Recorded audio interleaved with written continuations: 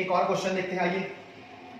भारत और पाकिस्तान के बीच वर्ष 1960 ईस्वी में एक समझौता हुआ था जिसको बोलते हैं सिंधु जल संधि, यानी कि इंडस वाटर ट्रीटी, है ना। इंडस वाटर ट्रीटी 1960 ईस्वी में हुई थी भारत और पाकिस्तान के बीच में। ये संधि सिंधु नदी को लेकर के था। क्या था ये संधि, इसके बारे में पूछ रहा है, किस नदी पर था। तो आप देख पाएंगे ये कहां पर हुआ था, ये सवाल है। लाहौर में, कराची में, मुंबई में या फिर कोलकाता में, ठीक है ना। तो इसके बारे में थोड़ा सा बताते हैं, फिर आपको बताते हैं। कराची जो पाकिस्तान में है, इसी जगह पर एक संधि हुई थी 1960 ईस्वी में। एक नदी है भारत में जिसका नाम है सिंधु नदी। आप इस तरह से देखेंगे भारत का मैप वाले एरिया में, तो इधर कश्मीर होते हुए इधर से आएगी एक नदी, और ये जम्मू कश्मीर और लद्दाख होते हुए इधर से इधर बह जाती है नदी, जिसका नाम क्या है, इसको बोलते हैं हम लोग सिंधु नदी।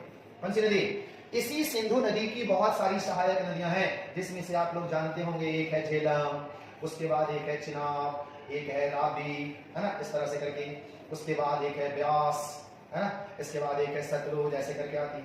तो ये सारी नदियां जो है, झेलम है, यहाँ पर चिनाब है, रावी है, ब्यास है, फिर है सतलुज, ये सारी नदियां हैं। और ये इंडस रिवर, इसी नदी पर एक समझौता हुआ है 1960 ईस्वी में। और क्या समझौता किया गया? इस समझौते में कहा गया कि इस इंडस नदी का पानी, सिंधु नदी का पानी कितना प्रतिशत भारत और कितना प्रतिशत पाकिस्तान यूज करेगा। तो ध्यान रखिएगा, चूंकि ये इंडिया और पाकिस्तान का संधि था, इस पाकिस्तान की इंडस वाटर ट्रीटी में भारत को मात्र 20% और पाकिस्तान को 80% पानी का प्रयोग करने का अधिकार दिया गया।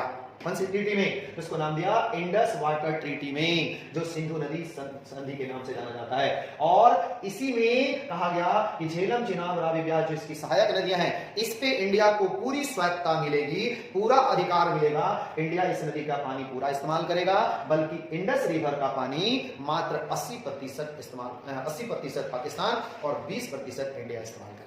ठीक है, इसी को समझौता कराया गया था। कहां पर? कराची में। देखिए क्वेश्चन पूछा हुआ है एनटीपीसी 2021 में, ठीक है ना। इस तरह से